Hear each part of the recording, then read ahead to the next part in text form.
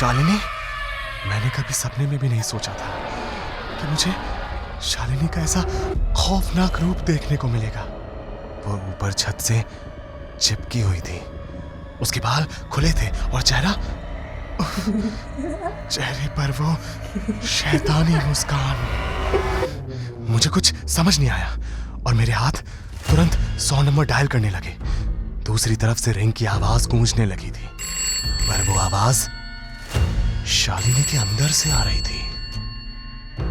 मैं बार बार कॉल कर रहा था और हर बार वही हो रहा था। मुझे समझ नहीं आ रहा था कि आखिर रिंग की आवाज शालिनी के अंदर से कैसे आ रही है। और जब मुझे इसका कारण पता चला तो मेरे होश उड़ गए। हेलो समीर, ये रॉन्ग नंबर है। शालिनी को ऐसा देखकर मेरी सांस अटक गई थी। प्रिया तो डर के मारे बेहोश हो गई थी। शालिनी ने मुझे पहले भी बताया था कि घर में से अजीब अजीब आवाजें आती हैं।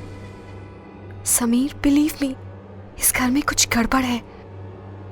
इस घर से अजीब अजीब आवाजें आती है। कभी कभी दूसरे मंजिल की छत से किसी के चलने की आवाज आती है।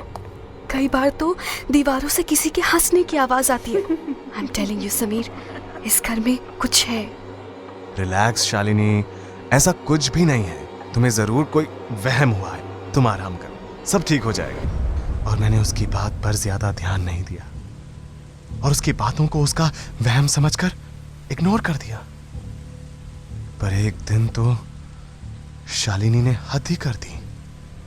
क्या किया शालिनी ने?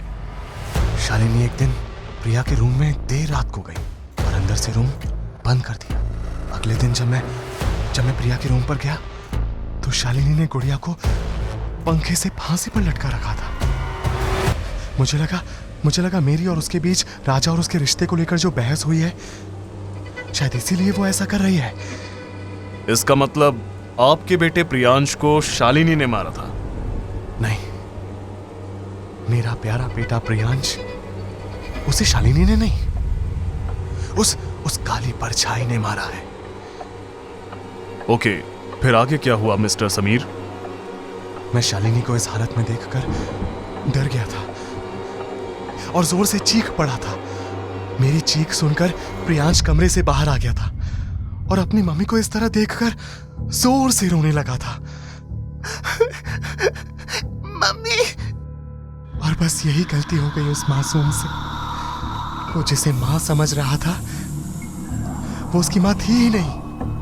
नो शालिनी! मैं उसे बचाने के लिए आगे बढ़ा। मम्मी! मम्मी! मम्मी! मम्मी! पर तब तक देर हो चुकी थी। मेरी आंखों के सामने ही शालिनी ने प्रियांश की गर्दन को धड़ से अलग कर दिया। नहीं! पर इतने से भी उसका मन नहीं भरा। वो बड़े आराम से बैठकर प्रियांश के शरीर को खाने लगी, जैसे वो उसका बेटा ना होकर कोई टेस्टी नॉनवेज फूड हो। मैं समझ गया था कि यह शालिनी नहीं है, बल्कि कुछ और है। पर अब मुझे अपनी बेटी को बचाना था, इसलिए मैं बेहोश प्रिया को लेकर निकल भागा। पर यहां भी शैतान मेरे साथ खेल कर गया था। मैं प्रिया को लेकर कार की तरफ भाग रहा था, पर मुझे एहसास तक नहीं हुआ कि मेरा अपना साया मुझसे अलग होकर उस तालाब की ओर बढ़ गया। और जब तक एहसास हुआ तब तक देर हो चुकी थी। मेरे हाथों में प्रिया नहीं थी, वो मुझसे दूर जा चुकी थी। नो प्रिया!